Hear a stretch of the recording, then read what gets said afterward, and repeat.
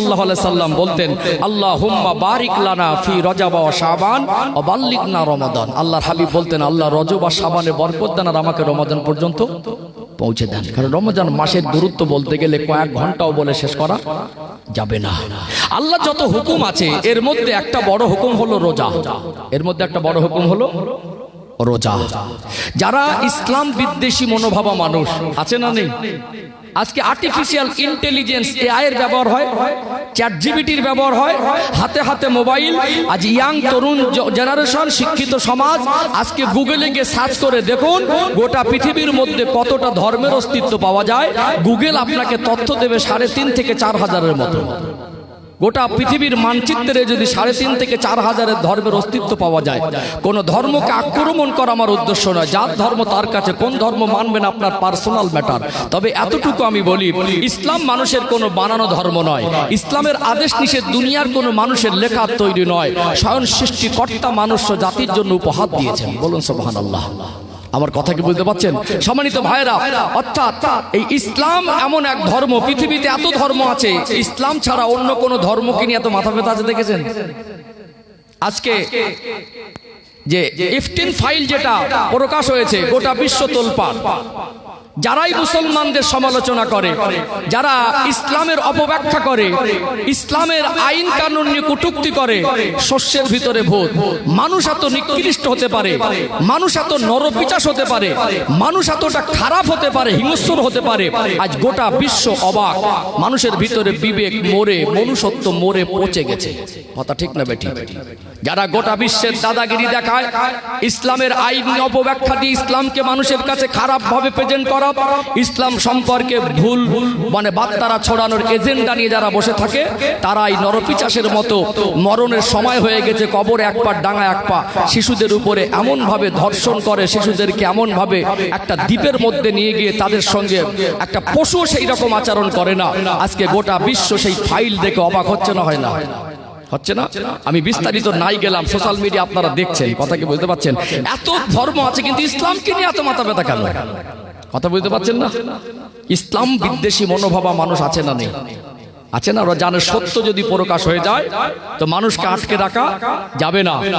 এই 1400 বছরে আল্লাহর হাবিব সাল্লাল্লাহু আলাইহি সাল্লাম 23 বছরের মেহনতে মক্কার অন্ধকারে ডুবে থাকা মানুষ, যেখানে বাপ বেটা একটা মহিলার সঙ্গে জেনা করত, যেখানে নারীরা নিরাপত্তাহীনতায় ভুগত, দিনে দুপুরে ধর্ষণ হতো, মেয়েদেরকে মেরে শরীরের দুটো পায়ে দড়ি বেঁধে তারকে জেনা করে শারীরিক নির্যাতন দিয়ে ঘোড়ার দুটো পায়ে বেঁধে দিয়ে মরুভূমিতে ঘোড়া ছুটিয়ে লাশটাকে টুকরো করে দেওয়া হতো, যেখানে জ্যান্ত মেয়েকে জীবিত অবস্থায় দাপন করা হতো, চুরি, লুটপাট, মারামারি, খুনোখুনি, জুলুম, অত্যাচার, অনাচার। গোটা সমাজে শান্তি বলে কিছু ছিল না, শৃঙ্খলা বলে কিছু ছিল না। আল্লাহর প্রিয় হাবিব 23 বছরের মেহনতে সেই অন্ধকারে ডুবে থাকা মানুষকে নিয়ে ইসলামিক রাষ্ট্রতন্ত্র কায়েম করে পৃথিবীর মানুষকে উদাহরণ তৈরি করে দিলেন। নারীরা 100% নিরাপত্তা পেয়ে গেল, গোটা মা বোনরা পর্দা ঢেকে গেল। জাহাজানি, মস্তানি, জুলুম, অত্যাচার, অন্যায়, খুন খারাপি, মারামারি গোটা সমাজ থেকে উৎখাত করে দিয়ে এমন এক শান্তির পরিবেশ তৈরি করলেন। ইসলামের আলো যেখানে পৌঁছায় এমন ভাবে শান্তি কায়েম হয়। আল্লাহর প্রিয় হাবিব গোটা পৃথিবীর মানুষের কাছে ইতিহাস তৈরি করে দিয়ে গেলেন, মানুষকে দেখিয়ে দিয়ে গেলেন 23 বছরের মেহনতে অন্ধকারে ডুবে থাকা মানুষরা তার এমন এক শান্তির সমাজ ব্যবস্থা পেয়ে গেল। উইদাউট সিসিটিভি, উইদাউট সিকিউরিটি, সোনার দোকান খুলে রেখে আল্লাহর নবীর পিছনে নিশ্চিন্তা নামাজ পড়তেন। জোরে বলুন। আজও হাজী সাহেবরা আছেন মক্কা মদিনায়, আমি নিজে চোখে দেখেছি, আপনারা যারা গিয়েছেন নিজে চোখে দেখেছেন। দোয়া করি আল্লাহ যারা যাননি আপনাদেরও যাবার তৌফিক দিক। আজও সোনার দোকানগুলো দেখলে মনে হবে সোনা না আমাদের এখানকার সিটি গোল্ডের মতো। কোটি কোটি টাকার দোকান খুলে রেখে নিশ্চিন্তা তারা নামাজে দাঁড়ায়। জোরে বলুন সুবহানাল্লাহ। ইসলাম যেখানে কায়েম হয় সেখানে শান্তি হয়। আল্লাহর হাবিব রেখে গেলেন 1.5 লক্ষের মতো সাহাবা। কতটা? আজকে এই 1400 বছরের ব্যবধানে সেই 1.5 লক্ষ বাড়তে বাড়তে 200 কোটি ছাপিয়ে গেছে। জোরে বলুন, প্রাণ খুলে বলেন।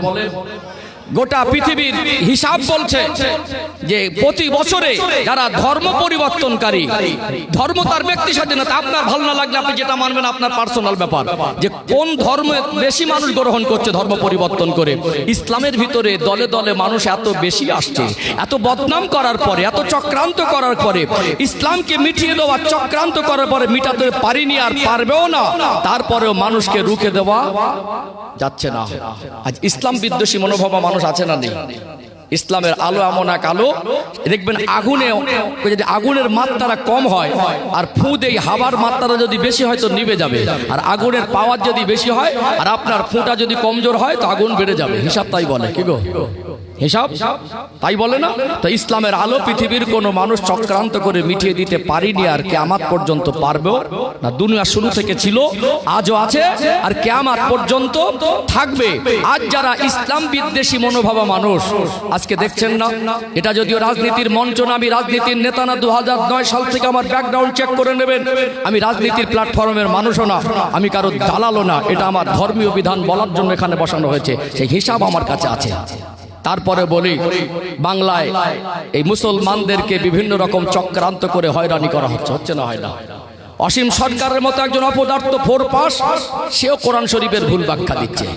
1400 বছর ধরে বড় বড় শিক্ষাবিদ, বুদ্ধিজীবী, গবেষক, বৈজ্ঞানিক, দার্শনিক গোটা পৃথিবীতে 1400 বছর ধরে কোরআনুল কারিমকে রিসার্চ করে গবেষণা করে অসীম সরকারের বাবার বাবা 14 পুরুষ, যারা অসীম সরকার তাদের পেশাবের ফোটার যোগ্য না, তারাও কোরআন শরীফ নির্ভুল নির্ভেজাল কেতাব, আল্লাহর বাণী, মানুষের লেখা নয়, তারা স্বীকৃতি দিতে বাধ্য হয়েছে। আর দুদিনকার অসীম সরকার সে বাজার গরম করার জন্য বড় হাস্যকর ব্যাপার, ফোরপাস এক অপদার্থ কোরআন শরীফ আরবিতে বানান করতে পারবে না, কোরআন শরীফের আয়াতের ভুল ব্যাখ্যা দিয়ে বাজার গরম করছে। কথা ঠিক না বেঠিক? আজকে আমি যেটা আমার আলোচনার রুট ঠিক আছে, আল্লাহ আমার স্মৃতি ঠিক আছে, আমি প্রায় বলে থাকি, আমি বলছিলাম ইসলাম মানুষের জন্য কঠিন নয়। যারা ইসলাম বিদ্বেষী মানুষ তাদের কাছে মনে হতে পারে, বা যাদের ঈমান কমজোর, আমাদের ভিতরে যারা ইসলামকে কম বোঝে তাদের কাছে মনে হতে পারে আল্লাহ যে রোজার মাসে 1 মাস রোজা দেন, 1 মাস রোজাটা হয়তো আল্লাহ মানুষের উপরে নিষ্ঠুরতা অবলম্বন করেছে। তার কাছে মনে হতে পারে, কি মনে হতে পারে? যেমন একটা হুকুম সারে দেন পানীয় পান করা যায় না। আমি রোজাকে উদাহরণ দিই, ইসলামটাকে বোঝাই, সহজ না কঠিন? কারণ যত হুকুম আছে এর ভিতরে রোজা একটা হুকুম। এই রোজা আল্লাহর কোনো হুকুম যে কঠিন না, এটাকে আমি একটু পরিষ্কার করে ইসলামটাকে এটা বোঝানোর চেষ্টা করছি। আলোচনা কি বুঝতে পারছেন? একটু গভীর মনোযোগ দিয়ে শুনুন। রোজা সহজ না কঠিন এটা যদি প্রমাণ করতে পারি, আপনার মগজে ঢোকাতে পারি, আর কোন হুকুম আপনার কাছে কঠিন বলে মনে হবার কোনো অপশন নেই। তারপরে প্রশ্ন থাকে, তার উত্তর আছে। সম্মানিত ভাইরা, এই রোজা এমন একটা জিনিস, অনেক মানুষ আছে আমাদের মধ্যে বলে ক্ষুধা সহ্য করতে পারি না, আছে না নেই? এই রকম স্বাস্থ্য শরীর, খায় আর ঢন ঢন করে ঘরে। ছেলেকে বিবাহ দিলেন, বৌমা আসলেন, ডিজিটাল বৌমা, ওপেন রান্না করছে আর খাচ্ছে, বলছে বাপের বাড়ি রোজা রেখে অভ্যাস নেই, রোজা রাখতে পারবো না। কিছু মানুষ আছে দেখবেন বাহানা করে, হাঁটুই ব্যথা, কোমরে ব্যথা, মাজায় ব্যথা, গ্যাস হয়, রোজা রাখতে পারি না। আবার কাফেররা কেউ কেউ মনে করে, তাদের মনে হতে পারে যে ইসলাম ধর্ম অবলম্বী যারা মুসলমান এক সৃষ্টিকর্তাকে বিশ্বাস করে, তাদেরই সৃষ্টিকর্তা ইসলাম ধর্মের ভিতরে একটা হুকুম দিয়েছে রোজা, সারাদিন পানিও এক ঢোক পান করা যায় না। তাদের মনে হবে তাদের রব, তারা যাকে আল্লাহ বলে মানে, হয়তো তাদের উপরে নিষ্ঠুরতা অবলম্বন করেছে, মনে হতে পারে, পারে না? তাদের কাছে মনে হবে আসলে কি আল্লাহ আমাদেরকে বোঝা হিসেবে চাপিয়ে দিয়েছে?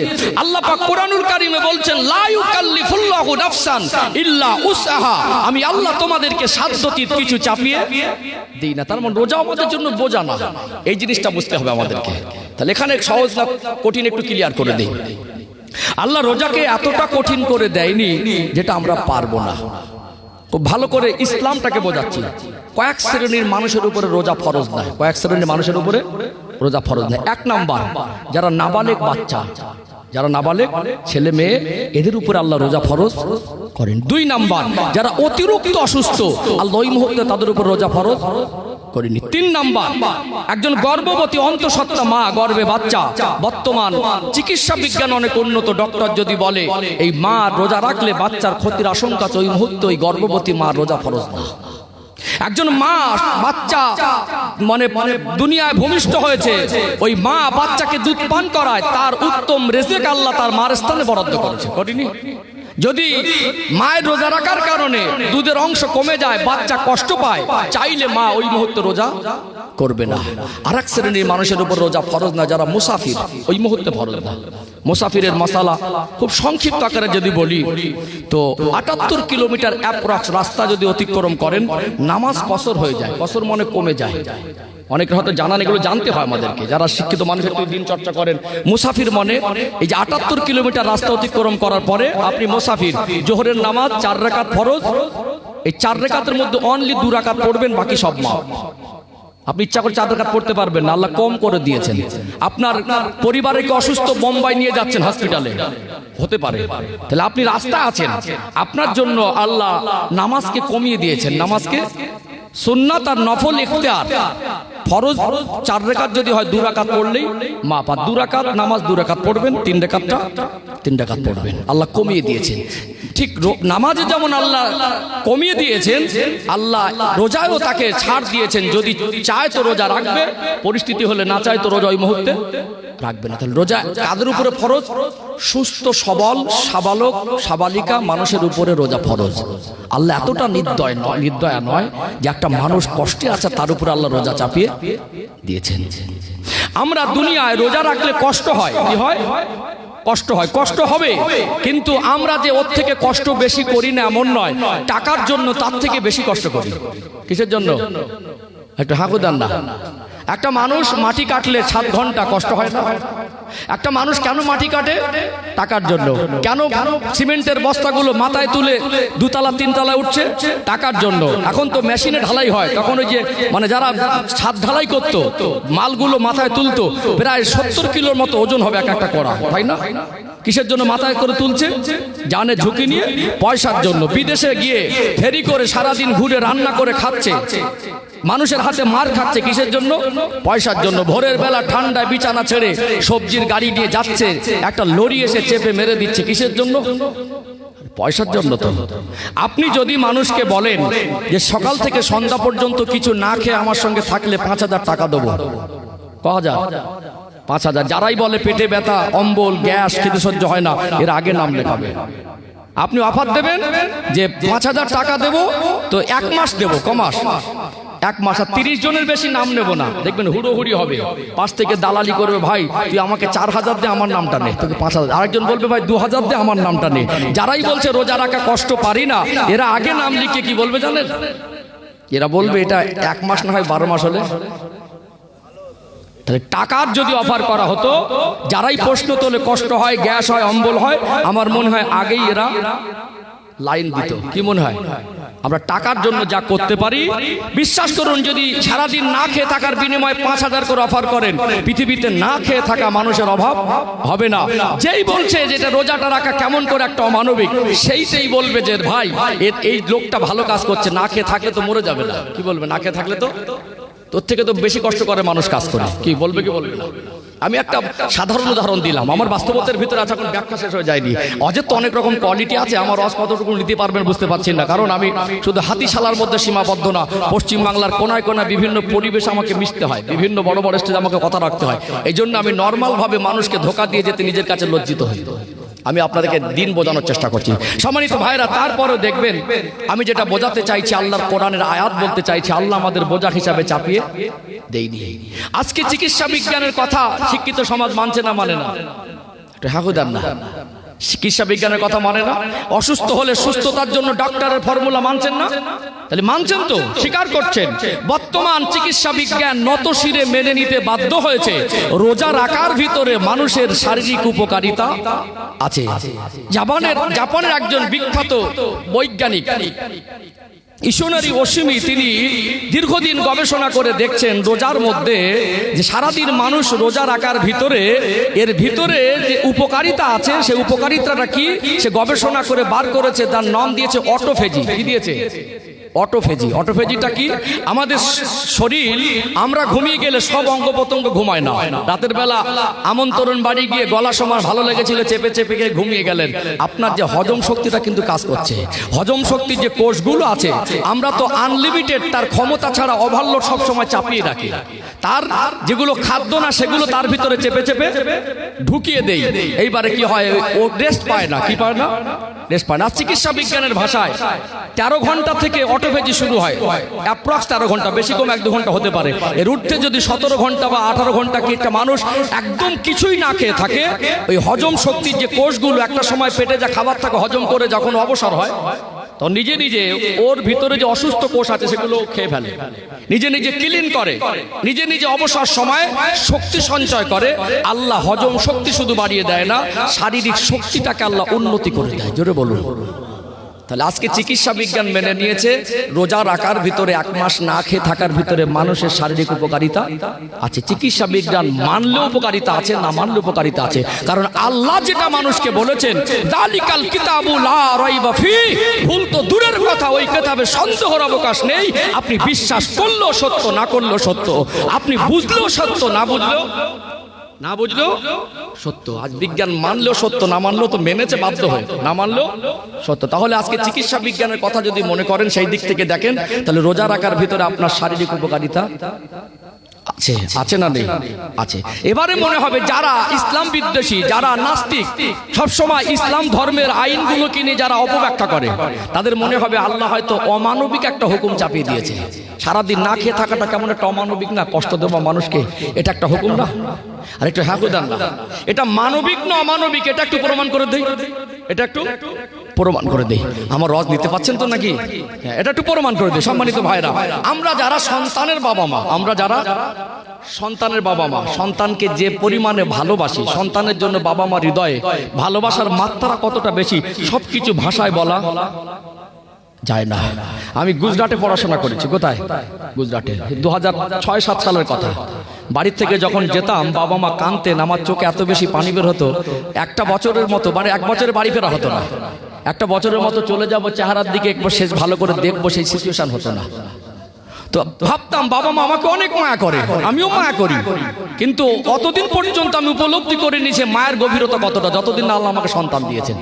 যখন আল্লাহ আমাকে সন্তান দিয়েছেন, তখন আমি বুঝেছি ওই চোখের পানিটা শুধু উপরের চোখের পানি না, ওটা হৃদয় ছিঁড়ে আসা চোখের পানি।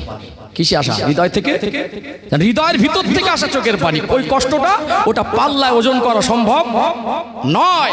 অর্থাৎ আমরা সন্তানকে এত পরিমাণ ভালোবাসি, সন্তানের গায়ে একটু কাঁটা ফুটলে আমাদের কষ্ট হয়। সন্তান হোঁচট খেয়ে পড়ে গিয়ে আহ বলে চিৎকার মারলে আমাদের হৃদয়ে ধাক্কা লাগে, লাগে না? একটু ঝগড়া করতে গিয়ে নুচে দিয়েছে বা কেটে দিয়েছে, এই নিয়ে গার্জেনদের মধ্যে ঝগড়া থেকে মারামারি হয়ে যায়। একটু হয় কি হয় না? হয়ে যায়। আপনি পারবেন আপনার সন্তানের একটা বেলেট নিয়ে গায়ে 2 ইঞ্চি কেটে দিতে, 1 ইঞ্চি ডিপ করে? একটু হ্যাঁ দেন না, পারবেন না। সেই সন্তান যখন অসুস্থ হলো, ডক্টরের কাছে নিয়ে গেলেন, ডক্টর বিভিন্ন রকম পরীক্ষা নিরীক্ষা করে বলল এই বাচ্চাটার হার্টের প্রবলেম। কিসের প্রবলেম? হার্টের প্রবলেম, অপারেশন করতে হবে। হার্ট অপারেশন মানে ক্রিটিক্যাল অপারেশন। তো 5 লক্ষ টাকা খরচা হবে, বোঝাচ্ছি আমি, 5 লক্ষ টাকা খরচা হবে। আর হার্ট অপারেশন মানে ক্রিটিক্যাল একটা সার্জারি, আপনাকে বন্ডে সই করতে হবে। যদি কোনো রকম সিচুয়েশনে বাচ্চাটা মারাও যায়, হসপিটাল কর্তৃপক্ষ, ডাক্তার দায়ী থাকবে না। 5 লক্ষ টাকা দিলেন, জমি বিক্রি করলেন, ধার করলেন, কেউ ভিক্ষা করে। এই বাচ্চার গায়ে কাঁটা ফুটলে আপনার কষ্ট হতো, হোঁচট খেয়ে পড়ে গেলে আপনার আঘাত লাগতো। যে বাচ্চার গায়ে আপনি বেলেট দিয়ে 1 ইঞ্চি কাটতে পারবেন না, সেই বাচ্চার বুকটা 8 ইঞ্চি চেরার হুকুম দিচ্ছেন কেন? প্রশ্ন আমার, কেন দিচ্ছেন? কেন অপারেশনের সিদ্ধান্ত দিচ্ছেন? আপনার বিবেকে, আপনাদের বুদ্ধিতে, ডক্টরদের গবেষণায় মনে হয়েছে এই 8 ইঞ্চি পেট কাটার ভিতরে 5 লক্ষ টাকা খরচা হলেও, ও শরীরে অধিক কষ্ট হলেও, এর ভিতরে কল্যাণ আছে। কি আছে? কি আছে? তাহলে আমরা আমাদের হিসাবে, বিবেকে, বুদ্ধিতে একটা মানুষের কল্যাণের জন্য 8 ইঞ্চি 10 ইঞ্চি বুকটাকে চিরে ফেলে কি করি? এটা অমানবিক মনে? একটু হ্যাঁ দেন না, অমানবিক মনে হয় না। 8 ইঞ্চি পেট চেরাটা আমাদের কাছে যদি কখনো আমাদের হিসাবে কল্যাণ মনে হয়, আমার রব মানুষকে 60-70 বছর, 100 বছর যদি হায়াত দেয়, এই 100 বছর সুস্থ জীবন যাপনের জন্য যদি বাৎসরিক 1 মাস করে রোজা দেয়, সেটা মানুষের কল্যাণের জন্য। এই হার্ট অপারেশন করাটা কঠিন না? না খেয়ে থাকাটা কঠিন? একটু হ্যাঁ দেন না, হার্ট অপারেশন করাটা কঠিন না? আমার কথা মনে বুঝতে পারছেন না? হার্ট অপারেশন, মানুষ দুনিয়ায় এত বেশি মায়া করে, দুনিয়ায় এত বেশি বাঁচতে চায়, আল্লাহ যদি এরকম পদ্ধতি দিতেন, 5 বছর পর পর হার্ট অপারেশন করতে হবে। ক বছর পর পর হার্টটাকে চেঞ্জ করতে হবে অপারেশন করে, তো মানুষ বেঁচে থাকার জন্য প্রত্যেক 5 বছর পর পর হার্টটা অপারেশন করতে হবে। একটু হ্যাঁ দেন না, কি মনে হয়? কি মনে হয় করতো না? তাহলে আমাদের বিবেকে বুদ্ধিতে সামান্য জ্ঞানে আমরা কল্যাণ মনে করি, তাই এমন একটা কঠিন সিদ্ধান্ত আমাদের কাছে অমানবিক মনে হয় না। আল্লাহ তামাম কুল কায়নাতের স্রষ্টা, আল্লাহ নিজেই আমাদের সৃষ্টিকর্তা। আমাদেরকে দুনিয়ার মানুষ, বাবা মা স্ত্রী সন্তান ভাই বোন যে যতই ভালোবাসুক, আমার আল্লাহ থেকে এত বেশি কেউ ভালোবাসে না। সেই রব আমাদের কল্যাণের জন্য যে হুকুমটা দিয়েছেন, না খেয়ে থাকা হার্ট অপারেশনের থেকে বেশি কষ্ট নয়, বরং অনেক কম কষ্ট, বরং খরচা নয়, বরং এর ভিতরে আমার আল্লাহ মানুষের শারীরিক কল্যাণ রেখেছে। আপনি বিশ্বাস করলেও কল্যাণ আর না করলেও কল্যাণ। আজকে তো চিকিৎসা বিজ্ঞান মেনে নিতে বাধ্য হয়েছে। তাহলে আপনার কাছে বলুন, হার্ট অপারেশন যদি অমানবিক না হয়, না খেয়ে থাকাটা অমানবিক কেন মনে হবে? এটাও তো কল্যাণের জন্য। ওয়াজ মগজে ঢুকছে? আমার ওয়াজটা কি মগজে ঢুকছে? 4 লাইন পড়লে ওয়াজ করা যায় না, পয়সা দিয়ে ওয়াজ বিক্রি হয় না, আর পয়সা দিয়ে ওয়াজ কেনা জিনিস না। আরেকটু ক্লিয়ার করি, অসুবিধা হচ্ছে নাকি? আর দুটো একটা কথা বলি, আমার সাবজেক্ট কিন্তু আজকে রোজা না, আমার সাবজেক্ট কিন্তু আমি আজকে যদি শুধু রোজা নিয়ে আলোচনা করতাম, আপনাদের কারোর মনে হতো কি জানেন, এখন রোজা বেশ কয়েকদিন বাকি, হুজুর শুধু রোজা রোজা করে বকে গেল। এই জন্য আমার সাবজেক্ট ছিল ইসলাম কেন মানবো, আর যারা মনে করে ইসলামকে কেন মানতে পারছি না, হয়তো আমরা ইসলাম বুঝতে পারিনি, হয়তো আমরা ইসলাম, এই জন্য ইসলামটা কি আমি 2 ঘন্টা তো সব বোঝাতে পারবো না। মেন কয়েকটা জিনিস আপনার মগজে ঢোকানোর চেষ্টা করছি, আমি স্পষ্ট করে তুলে ধরার চেষ্টা করছি। ইসলাম মানুষের জন্য কঠিন নয়, তার ভিতরে রেফারেন্স, আয়াত, বাস্তবতা, উদাহরণ সবকিছু মিলিয়ে পরিষ্কার করার চেষ্টা করছি ইনশাআল্লাহ। ও ভাইজানেরা, সোনার মানিক যুবকেরা, আব্বারা মায়েরা, জীবনে বহুবার বক্তব্য শুনেছেন, এটা ধোঁকা দেওয়ার জায়গা নয়। একটু গভীর মনোযোগ দিয়ে আর একটু শুনলে হয়তো আর একটু পরিষ্কার হয়ে যাবে। আল্লাহর কোনো হুকুম আমাদের জন্য বোঝা নয়। আল্লাহ কোনো হুকুমকে মানুষের উপরে অমানবিক ভাবে চাপিয়ে দেয়নি। মানুষের জীবন ইসলাম মানলেই সহজ হয়। রোজা রাখার ভিতরে মানুষের জীবনের শারীরিক কল্যাণ আছে না নেই? যেমন শারীরিক কল্যাণ আছে, তেমনি সামাজিক কল্যাণও আছে না নেই? আল্লাহ পাক রোজার মাসকে রহমতের মাস করেছেন, শ্রেষ্ঠ মাস। আল্লাহর প্রিয় হাবিব, দয়ার নবী, মায়ের নবী আমার এই জন্য 2 মাস আগে থেকে রজব মাস পড়লেই আল্লাহর কাছে দোয়া চাইতেন, আল্লাহুম্মা বারিক লানা ফি রজব ওয়া শাবান ওয়া বাল্লিগনা রমাদান। রোজার মাস এমন একটা মাস, এই মাসে রয়েছে রহমত, এই মাসে রয়েছে নাজাত, এই মাসে রয়েছে মাগফিরাত। রোজার মাস এমন একটা মাস, কোরআনুল কারীমে আমার আল্লাহ বলেন, ইয়া আইয়ুহাল্লাযীনা আমানু কুতিবা আলাইকুমুস সিয়াম কামা কুতিবা আলাল্লাযীনা মিন ক্বাবলিকুম লাআল্লাকুম তাত্তাকুন। হে বিশ্বাসী বান্দা বান্দীরা, আমি আল্লাহ তোমাদের উপরে রমাদানের রোজাকে ফরজ করে দিয়েছি, কামা কুতিবা আলাল্লাযীনা মিন ক্বাবলিকুম, যেমন তোমাদের পূর্ববর্তীদের উপরে ফরজ করা হয়েছিল। আমার আল্লাহ বোঝালেন, হে বিশ্বাসী বান্দা বান্দীরা, তোমাদের উপরে শুধু রোজা ফরজ করেছে এমন নয়, অন্যান্য নবীর উম্মতের উপরে রোজা ফরজ ছিল। এই আয়াতের শেষ অংশে আল্লাহ বলেন, লাআল্লাকুম তাত্তাকুন, যাতে তোমরা মুত্তাকি হতে পারো।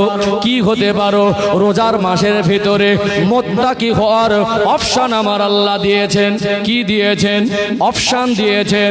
একটা মানুষ 11 মাস দুনিয়ার মায় পড়ে, কবরকে ভুলে, আখিরাতকে ভুলে, জাহান্নামকে ভুলে, যে সৃষ্টিকর্তা তাকে পাঠিয়েছেন, যে সৃষ্টিকর্তা তাকে মওত দেবেন, যে সৃষ্টিকর্তা তাকে পুনরায় জীবন দান করে আবার তার হিসাব নেবেন, যে সৃষ্টিকর্তার কাছে ফিরে গিয়ে জীবনের হিসাব তিল তিল করে বুঝে দিতে হবে, সেই আল্লাহ দয়াময় আমাদেরকে এই রোজার মাসটা মুত্তাকি হওয়ার মাস হিসাবে দিয়েছেন না দেননি?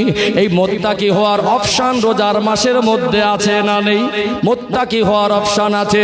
একটা মানুষ 11 মাস ধরে শয়তানের ধোঁকায় পড়ে সেই মহান সৃষ্টিকর্তার নাফরমানি করে, কখনো গালাগালি, কাউকে ছোট বড় কথা বলা, মিথ্যা বলে মানুষকে ধোঁকা দেওয়া, চিটিংবাজি করা, ওজনে কম দেওয়া, অন্যায় করা, চোখের হেফাজত না করা, নফসের হেফাজত না করা।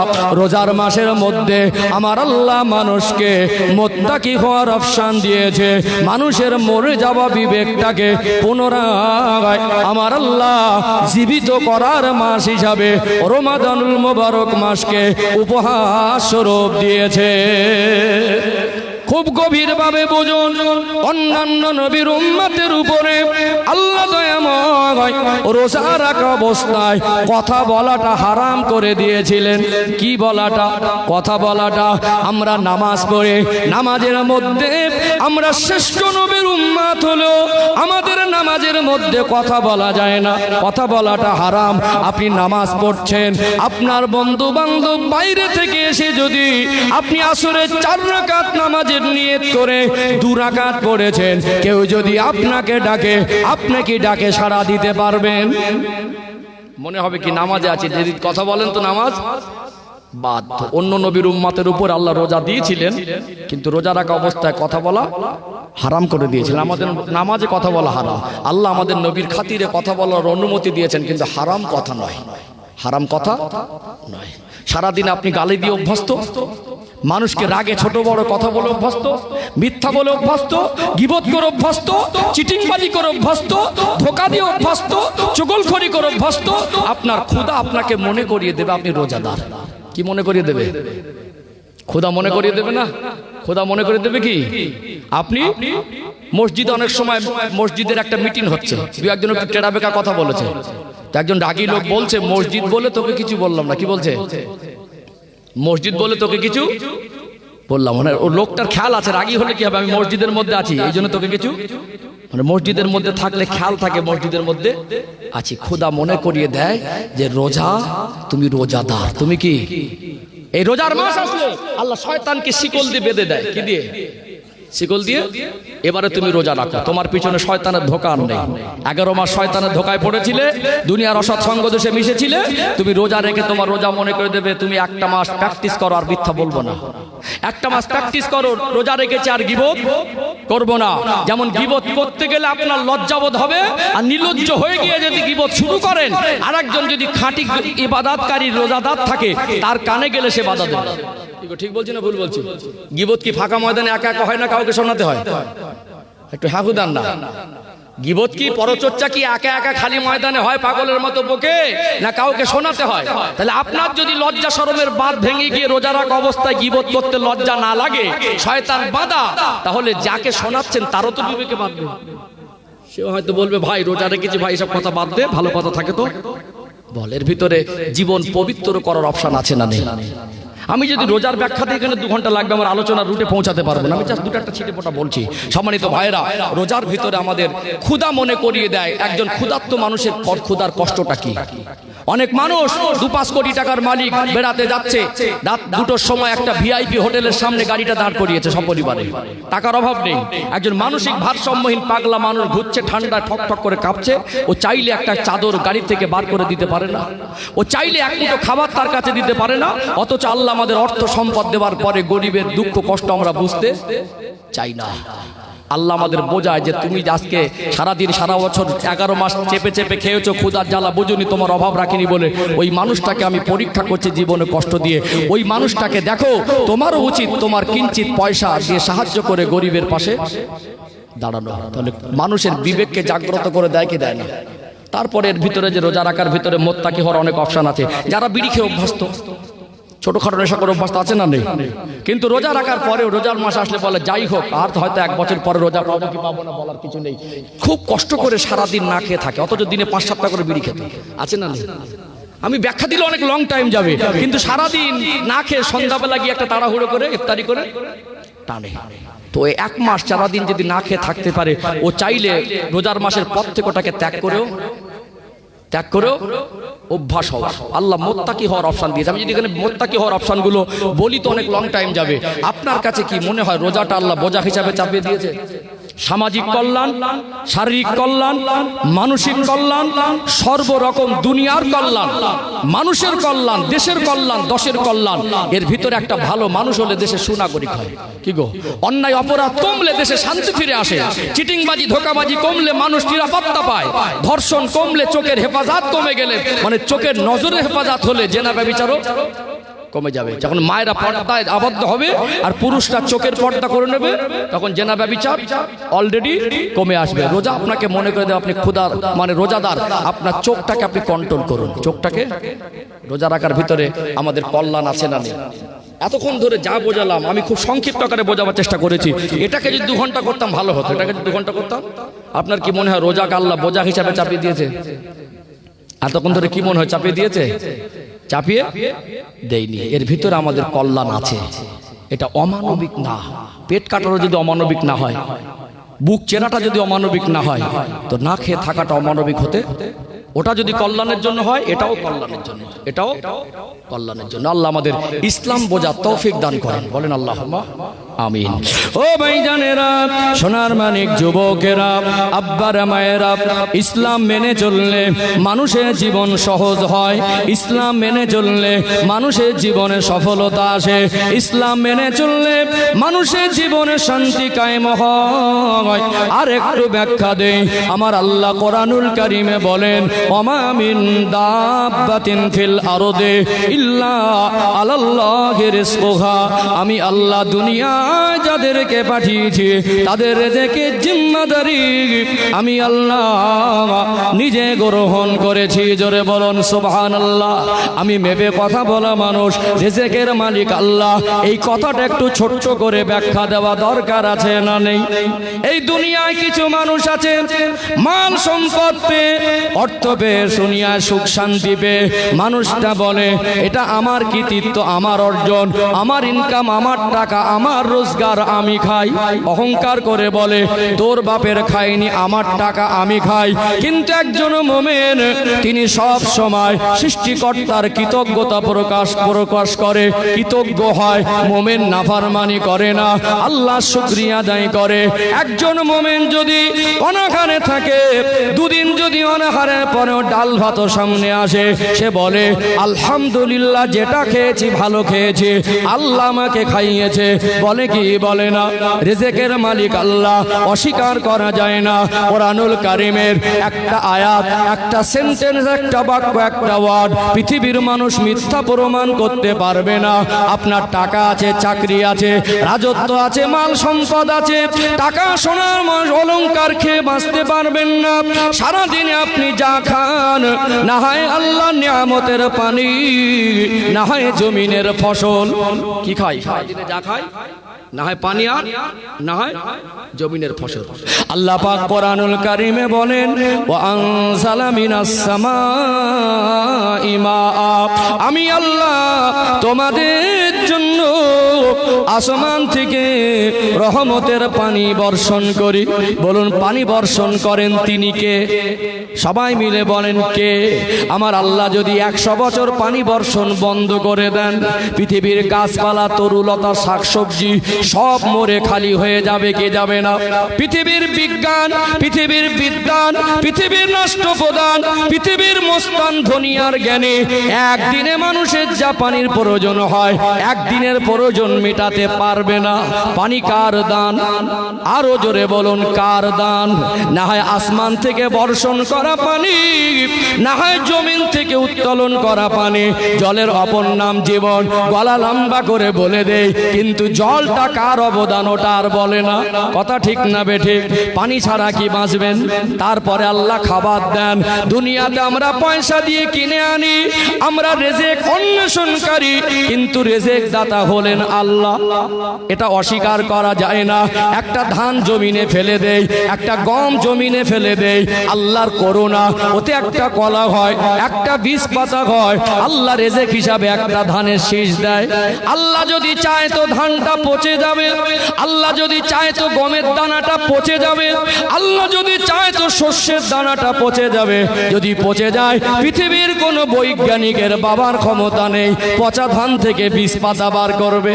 আমার আল্লাহ ওই ধান থেকে কলা দিয়ে গাছ দিয়ে ওতে আল্লাহ ফসল দেন কি দেন না? আল্লাহ পাক কোরআনুল কারীমে বলেন ওয়া তাউদ্দু নি'মাতাল্লাহি লা তুহসুহা। বান্দা বান্দে আমি আল্লাহ তোমাদেরকে এত বেশি নিয়ামত দিয়েছি তোমরা গুনে গুনে শেষ করতে পারবে না। আপেল দিলেন ছাল দিয়ে ঢেকে দিলেন, কলা দিলেন ছাল দিয়ে ঢেকে দিলেন, ডালিম দিলেন মিষ্টি স্বাদ দিলেন ছাল দিয়ে ঢেকে দিলেন, ডাব দিলেন ডাবের গাছের মাথায় স্বচ্ছ পানি ভরে দিলেন। তিনি কে? যদি আল্লাহ ছাল দিয়ে ঢেকে না দিতেন তাড়াতাড়ি নষ্ট হয়ে যেত, সংরক্ষণ করা দেশে বিদেশে পাঠানো কঠিন হয়ে যেত, ভিক্টোরিয়া জীবাণু হয়ে গেলে ওগুলো আমাদের স্বাস্থ্যের জন্য স্বাস্থ্যকর খাবার হিসাবে খেতে পারতাম না। বলুন তো ফসল কার দান? আল্লাহর দান। টাকার বদলে ফসল করা যায় না। আলুটা কলাওয়ালা আলু পুঁতে দিলেন কাটা অংশ, আল্লাহ যদি চান তো পচে যাবে, আর আল্লাহ যদি চান ওই কলা থেকে একটা আলুর গাছ হবে, ওর তলায় 2 কিলো আলু বান্দা রেজেক হিসাবে আল্লাহ দেবে। পচে গেলে কি বিজ্ঞান পারবে পচা আলু থেকে গাছ বার করতে? পয়সা খেয়ে বাঁচতে পারবেন না। যেটা খায় ওটা আল্লাহ পাকের নিয়ামত। আর একটু ব্যাখ্যা দিয়ে অবাক হয়ে যাবেন, ঈমান বৃদ্ধি হবে, বিবেকের দরজা খুলে যাবে, সৃষ্টিকর্তার দিকে ফিরে আসা আপনার জন্য সহজ হয়ে যাবে।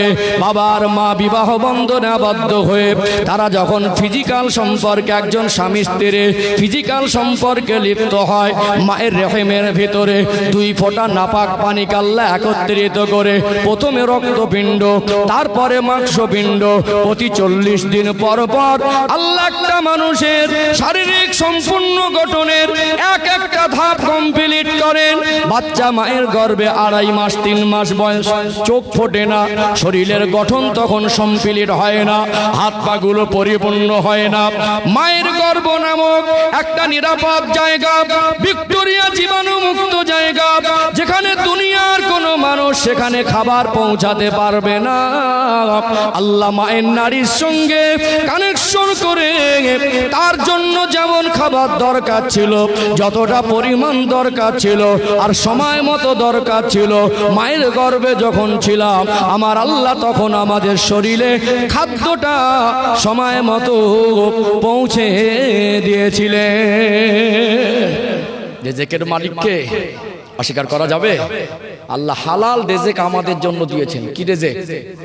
হালাল রিজিক। আর বলছেন আমার নিয়ামত এত দিয়েছি তোমরা গুনে গুনে শেষ করতে পারবে না। মদটা আমাদের খাদ্য না। কি বললাম? গাঁজা আমাদের জন্য খাদ্য না, হিরোইন আমাদের জন্য খাদ্য না, সিগারেট আমাদের জন্য খাদ্য না। কথা বলতে পারছেন না? গুটকা তেরেঙ্গা আমাদের জন্য খাদ্যই না। আল্লাহ খাদ্য তো অনেক দিয়েছে, হালাল রুজি আমরা অনুসন্ধান করে আনি। একটা সোজা হিসাব বোঝাই, সম্মানিত ভাইরা, আলোচনা অসুবিধা হচ্ছে নাকি? একটা সোজা হিসাব বোঝাই। এখন প্রায় তো বাড়ি বাড়ি মোটর সাইকেল আছে না নেই? প্রায় বাড়ি বাড়ি মোটর সাইকেল। একটা মধ্যবিত্ত পরিবারের ছেলে, আর্থিক অবস্থা খুব একটা ভালো না, বন্ধু বান্ধব সবার মোটর সাইকেল, আর টান নেই। এক দিন চাইলে নাক মুখ টানে। মনে একটা কষ্ট ছিল যে যদি আমি জীবনে খেটে খেটে একটা মোটর সাইকেল কিনতে পারি আর লোকের কাছে জীবনে চাইবো না। একটা মোটর সাইকেল কিনেছে অনেকদিন কষ্ট করে জমানো পয়সায়। মায়া বেশি হবে না কম হবে? একটু হাহুদান না, বেশি হবে। মোটর সাইকেল কিসে চলে? কেরোসিনে না ডিজেলে? পেট্রোল। জানেন? তাহলে ভালো, আরো বুঝতে সুবিধা হবে।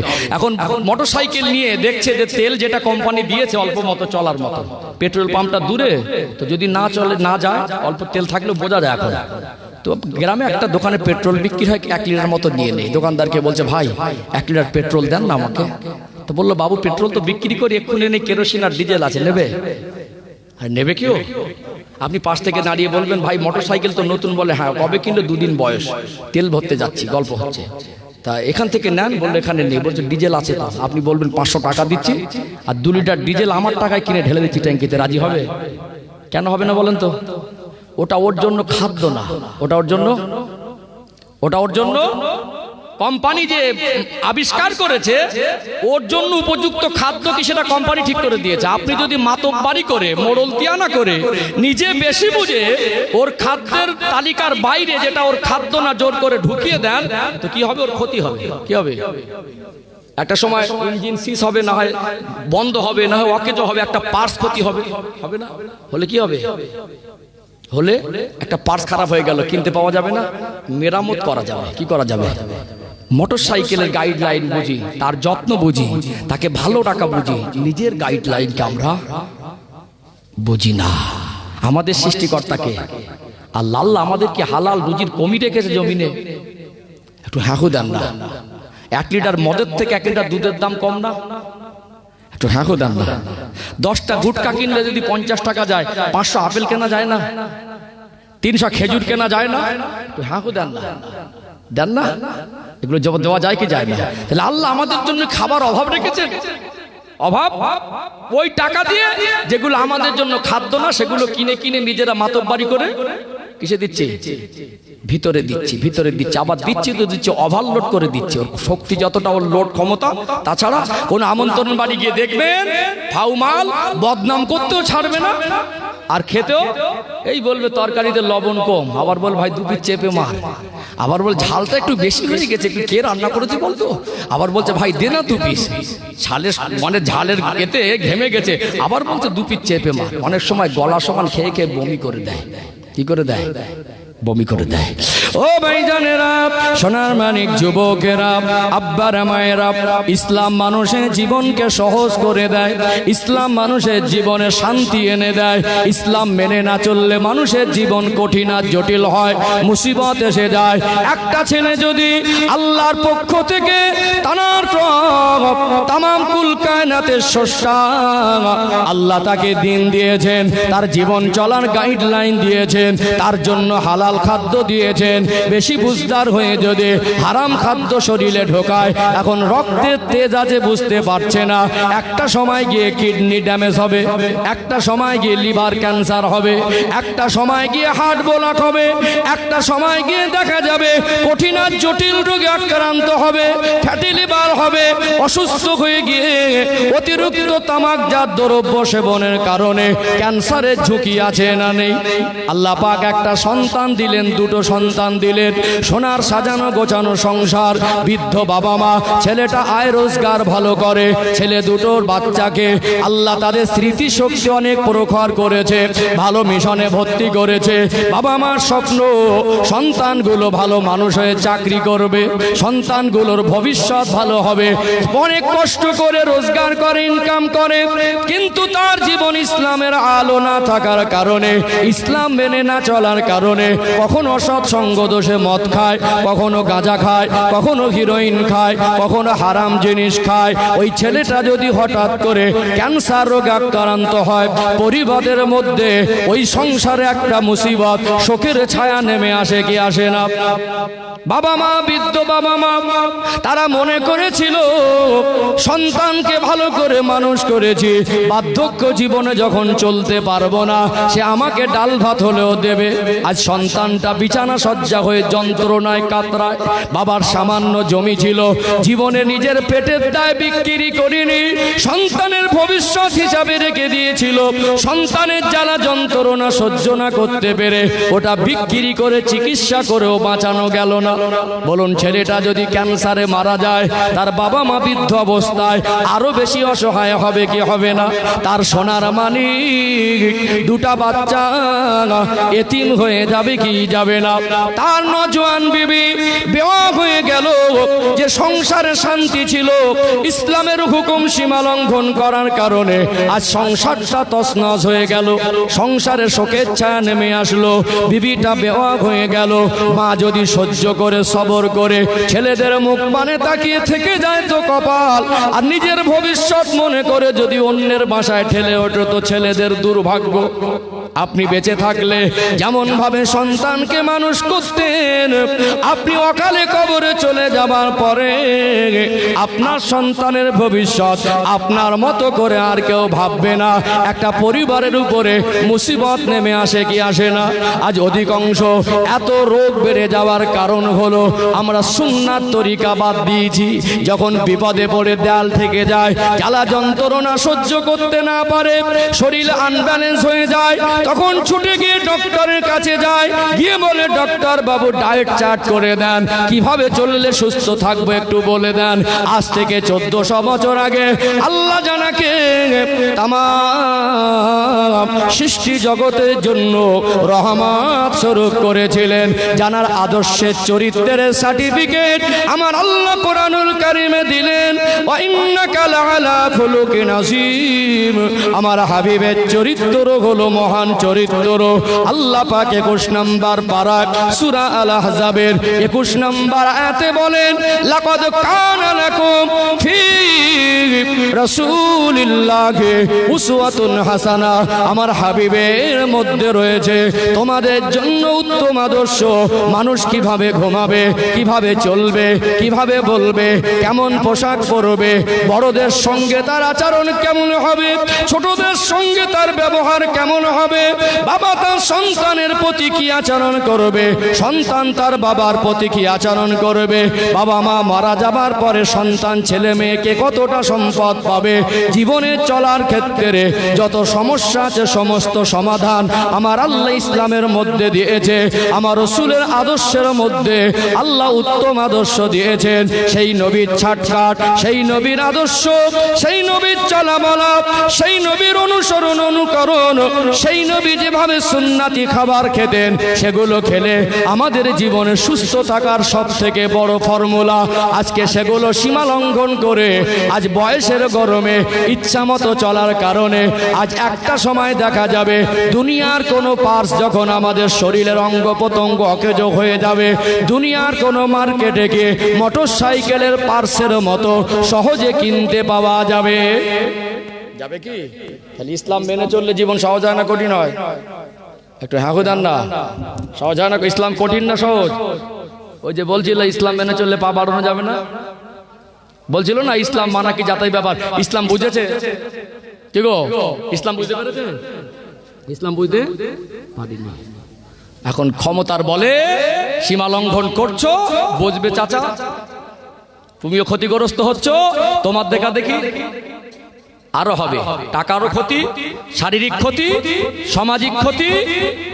ক্ষতি না ক্ষতি না? এই জন্য ইসলাম মানুষের জীবন সহজ করে দেয়, ইসলাম একটা পরিবারের শান্তি এনে দেয়, ইসলাম সম্মান বাড়িয়ে দেয়। জোরে বলুন, ইসলাম সহজ না কঠিন? আমার আরো বলার ছিল, কিন্তু আমি খুব সহজে খুব সংক্ষিপ্ত আকারে বোঝানোর চেষ্টা করেছি ইসলাম মানুষের জন্য কঠিন। আর একটা ফর্মুলা 10 মিনিট 15 মিনিট বলে শেষ করি নাকি? কি গো, কি হলো? কি বাসে কি হচ্ছে না? আমি খুব বেশি টাইম দেবো না, আনলিমিটেড ভাবে যাই না, আমি মেপে কথা বলি। আওয়াজ বন্ধ করতে হবে। কি হচ্ছে ওখানে? কি হচ্ছে? বাচ্চাদের তাকবীর দেন না, নারে তাকবীর। আমার দিকে খেয়াল করুন, একটু আওয়াজ দেন না, নারে তাকবীর। সিলসিলায়ে হক মুজাদ্দিদে জামাত। আপনাদের হাতিশালা দক্ষিণ পাড়া নাকি?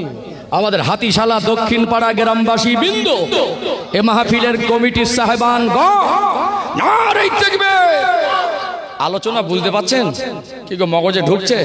আপনাদের কি মনে হয় আমার ঘটনা জানা নেই নাকি? কি মনে হয়? আমি বোঝাতে তাহলে প্রথম পয়েন্টে বুঝিয়েছি ইসলাম কেন মানতে হবে, দ্বিতীয় পয়েন্টে বুঝিয়েছি আমি ইসলাম মানা মানুষের জন্য কঠিন নয়। যেটা আপনার কাছে কঠিন মনে হচ্ছে না বুঝতে পারার কারণে, ইসলামের সীমালঙ্ঘন যেটা করছেন আপনার দুনিয়ার ক্ষতি, দেশের ক্ষতি, দশের ক্ষতি, অর্থের ক্ষতি, শারীরিক ক্ষতি, নিজের ক্ষতি, পরিবারের ক্ষতি, কবর জগতের ক্ষতি, আখিরাত জগতেরও ক্ষতি। ইসলামের ভিতরেই আমাদের কল্যাণ, ইসলামের ভিতরেই আমাদের কল্যাণ। এবারে কেন মানতে পারছি না, এবারে উত্তর খুঁজে দেবো ইনশাআল্লাহ। ডক্টরের কাছে গেলে ডক্টর শুধু রোগ বর্ণনা করে দিলে হবে না, রোগ নিরাময়ের ঔষধটাও দিতে হবে। কি গো, আমি একটা পেঁচালো কথা বলেছি এই পর্যন্ত, কাটি মারা কথা বলেছি। আসলে কি জানেন, মানে মানুষ এখন রুচি নষ্ট হয়ে গেছে। মানুষ কিছু কিছু জায়গায় ওই কাটি মারবে, পেঁচালো কথা বলবে, মুখ মেকিয়ে গীবত করবে, এগুলো আবার অনেকে শুনতে চায়। আমি ওসব পরোয়া করি না, আমি আমার দায়িত্ব পালন করি। প্রত্যেকদিন স্টুডিওতে বলি, আমার সামনে থেকে লোক উঠে গেলে আমার কষ্ট হয় না, কারণ আমি এর থেকে ভালো কথা আর বলতে পারবো না। আমি দায়িত্ব পালন করছি, আপনাকে খুশি করতে আসিনি, দায়িত্ব পালন করতে এসেছি। খুশি করার হলে এখন আরো অনেক কিছু খুশি করার অপশন ছিল আমার কাছে, কারণ এটা খুশি করার জায়গা না, দায়িত্ব পালনের জায়গা। কিসের জায়গা? দায়িত্ব। পরিবর্তন হয় না কেন, এটার উত্তর খোঁজা দরকার আছে না নেই? কি গো, দুটো পয়েন্ট ক্লিয়ার হয়েছে তো? দুটো পয়েন্ট, লাস্ট পয়েন্ট। কারণ আমরা মনে করি হয়তো হুজুর আসলে একদিনে একটু 2 ঘন্টা কুঁচে দেবে আর কাল থেকে ভালো হয়ে যাবে। শুধু জলসা দিয়ে যদি ভালো হয়ে যেত, যে পরিমাণে জলসা, যে পরিমাণে রং ঢঙের বক্তা বেরিয়েছে, শুধু ভালো কেন, সব আল্লাহর ওলি হয়ে যাওয়ার কথা ছিল। কি গো, কি মনে হয় শুধু জলসা দিকে ভালো হয়ে যাবে? হয়তো আমি এসেছি বা একটা জায়গায় গেলাম, কমিটিরা বললো হুজুর একটু বেনামাজি বেশি একটু পুঁছে দেন, তো আমরা আছি, কেউ কিছু বলবো না, আপনি আপনার মতো পুঁছে দেন। তা আমি উঠে একদম পুঁছে দিলাম, মুখে যা আসছে তাই। যদি বলি এরা জাহান্নামায় যাবে, পাশ থেকে আপনি হেসে ফেলে বলুন হুজুর যা দিয়েছে না, ও জবাব নেই। আপনার বাবাকে, আপনার ভাইকে, আপনার চাচাকে, আপনার ভাইপোকে, আপনার ছেলেকে যদি জাহান্নামী বলতে পারে, আপনি হেসে বলুন হুজুর হেবি দিল, কাল থেকে কেন সমাধান হয়ে গেল। একটা জায়গায় গেলাম, হয়তো বললো হুজুর একটু মা বোনরা বেপর্দা চলে, কুঁচে দাম, আমি একটু কুঁচে দিলাম মা বোনদেরকে।